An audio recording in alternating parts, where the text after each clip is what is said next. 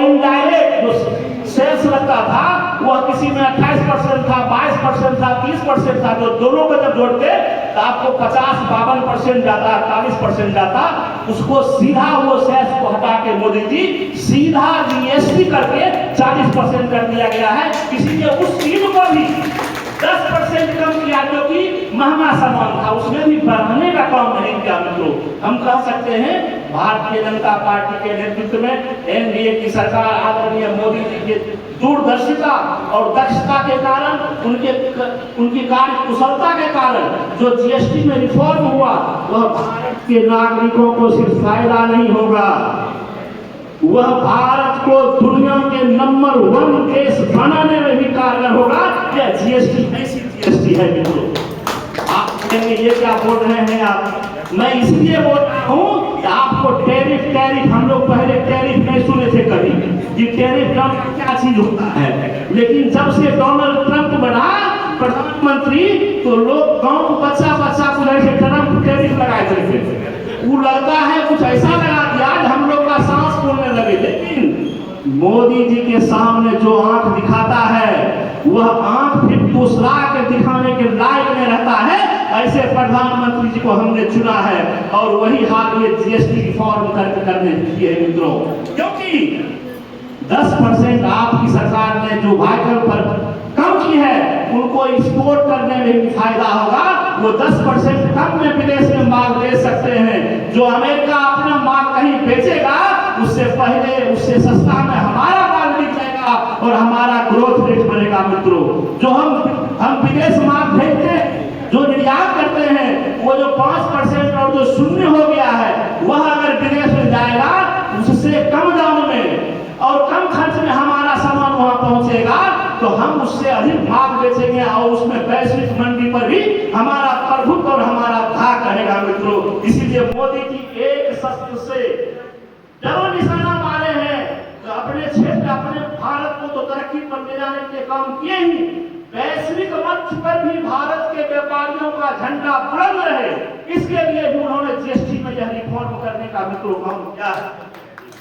आज के डेट में अमेरिका हो, रूस हो, जापान हो, जो भी देश है, भारत को आंख इसलिए नहीं दिखा पाता है क्योंकि यहाँ के उपभोक्ता दुनिया के चीन के बाद सबसे बड़ा उपभोक्ता है।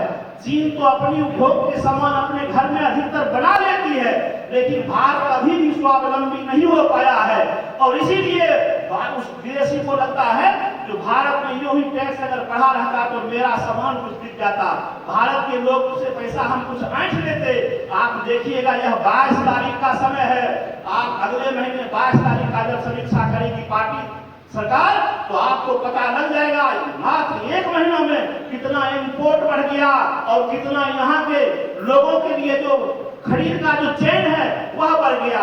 और जीएसटी का और टैक्स का जहां तक बात है, पहले हम लोगों को मालूम था जो टैक्स जो है सीए साहब कहते होंगे 1 लाख के एग्रीकल्चर पर आप दिखाई दियो 1 लाख वाला है ओकरा में टैक्स नहीं लगी है, तब कहते होता तो 2 लाख तक हो सके छो, LIC करा के हो 2.5 लाख तक जा सके छो, क्या सीए साहब। लेकिन यही अभी सरकार है तो आप 12 लाख तक का टैक्स फ्री कमाई कर सकते हैं। यह सौभाग्य अगर किसी ने किया है तो नरेंद्र मोदी जी ने भारत वर्ष को देने का काम किया है, आम जनता को देने का काम किया है। मित्रों, और 12 लाख का टैक्स फ्री करने का मतलब है आप स्वतंत्र रूप से ये दर्शा सकते हैं, आप अपने दुकान का सेल भी स्वतंत्र रूप से दिखा सकते हैं। पहले क्या था, अगर सेल टैक्स नहीं दे दिए, अगर सेल अधिक दिखा दिए तो उसका जो इनकम टैक्स होगा वो बढ़ जाएगा, फिर भी टैक्स देना पड़ जाएगा।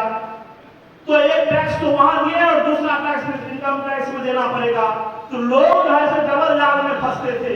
मोदी जी ने 12 लाख से ऐसे लोग हमारे हैं जो अधिकतर 12 लाख से नीचे शहर में टैक्स देने वाले लोग हैं, तो सबको टैक्स से मुक्त कर दिया है। मित्रों, इसीलिए हम बार बार कहेंगे आप लोगों ने जो कृपा की है, आप लोगों ने बार बार मोदी जी को चुनने का काम किया है, वह वास्तव में फलीभूत होते दिख रहा है। और मैं आप लोगों से फिर से कहूंगा, मैं आप लोगों से पूछना चाहूंगा, क्या आपको अमेरिका से आगे बढ़ना है कि नहीं? बोलिए ना, क्या अमेरिका से आगे बढ़ना है कि नहीं? नितिन गडकरी जी अपने भाषण में बोल रहे थे अगर अमेरिका से हमें बढ़ना है, हमारी रोड अच्छी होनी चाहिए, हमारी बिजली की व्यवस्था अच्छी होनी चाहिए, हमारे गांव ग्रामीण क्षेत्र के घर और मकान अच्छी होना चाहिए, हमारा एजुकेशन सिस्टम बढ़िया बेहतर होनी चाहिए, हमारा मेडिकल सुविधा बेहतर होनी चाहिए, हमारा एयर जो इंडिया एयर जो यात्रा है वो सुविधा होनी चाहिए, हमारा रेलवे का सुविधा बेहतर होनी चाहिए। और आज हम कह सकते हैं 11 साल हुआ है मोदी जी का 0 से लेकर 100 तक पहुंचाने का काम किया है इस सभी क्षेत्र में। आदरणीय मोदी जी का विकास का देन है। मोदी मनमोहन सिंह कहा करते थे रुपया पैर पर नहीं फलता है, हाथ में मैल नहीं निकलता, मरने से नहीं होता है, लेकिन मोदी जी ने रुपया पैर में भी फैलाया, रुपया रोड पर भी बनाया, रुपया आकाश में फैलाया, रुपया पानी में फैलाया, रुपया हवा में फैलाया। मोदी जी ने रुपया वहां से निकाला जहां तक आज से भारतवर्ष में कहीं नहीं निकलता था मित्रों, वहां से भी रुपया मोदी जी ने निकालने का काम किया। और हम जैसे आम लोगों को बढ़िया रोड, बढ़िया बिजली, बढ़िया रेल और बढ़िया हवाई यात्रा सुविधा देने का काम किया। ऐसे लोकप्रिय मोदी जी के लिए अगर हम कहते हैं बार बार इनको वोट देना पड़े, बार बार उनके लिए संघर्ष करना पड़े, तो हम बार बार संघर्ष करेंगे और मोदी जी को बार बार अपनी गद्दी पर बैठाने का काम करेंगे। तो ऐसे लोकप्रिय नेता हमारे मोदी जी हैं। अमित शाह जी कहा करते थे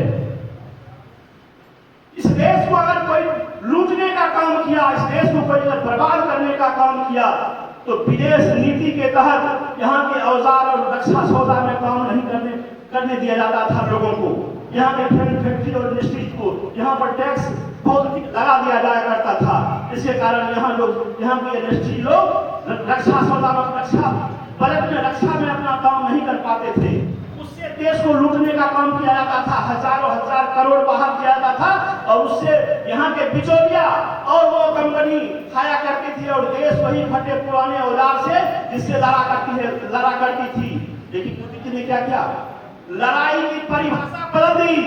मोदी जी ने देश की ताकत को कैसे प्रदर्शित करनी है वह दिखा दिया बालाकोट, वह दिखा दिया यह सर्जिकल स्ट्राइक करके, वह भी ताकत की बात है।